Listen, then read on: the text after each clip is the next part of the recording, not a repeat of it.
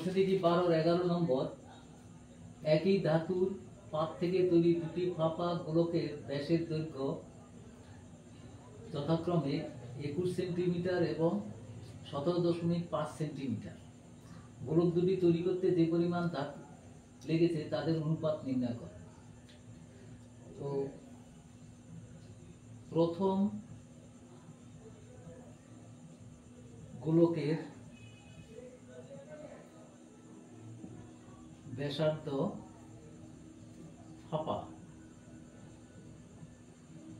ফাঁপা গোলকের ব্যাসার্ধ সমান হচ্ছে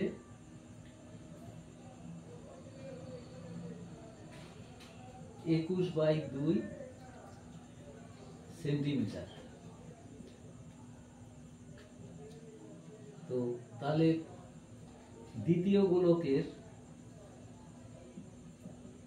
ফাঁপা গোলকের ব্যাসার্ধ হচ্ছে 17.5/2 সেন্টিমিটার। তো গোলক দুটি তৈরি করতে যে পরিমাণ ধাতু লেগেছে তার অনুপাত নির্ণয় করতে বলেছে। তাহলে প্রথম গোলকের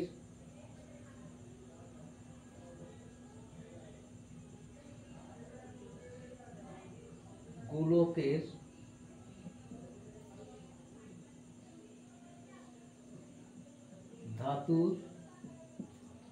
পরিমাণ বাই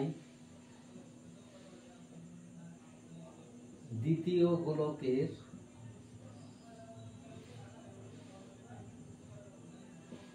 ধাতুর পরিমাণ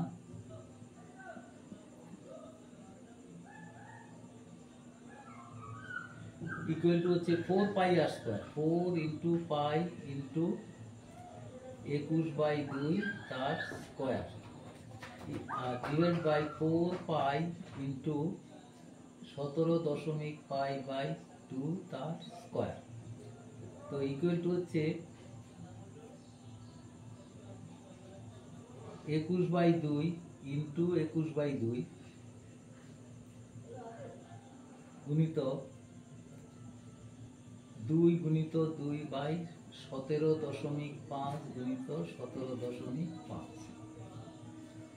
তাহলে এটাকে একটু সাজিয়ে লিখছি, 2 গুলো কেটে গেল। 21 গুণিত 21 175 × 175 × 10 × 10। এটা কাটাকুটি করে দিলে এটা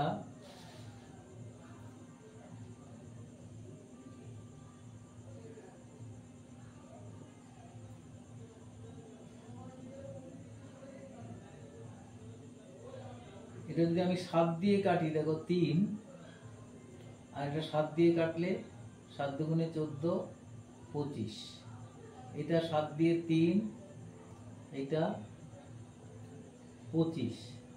দেখো 5 দিয়ে কাটলে 2, 5, 2, 5। তাহলে কত হবে? 3 দিকে 9, 36/25। তাহলে নির্ণয় অনুপাত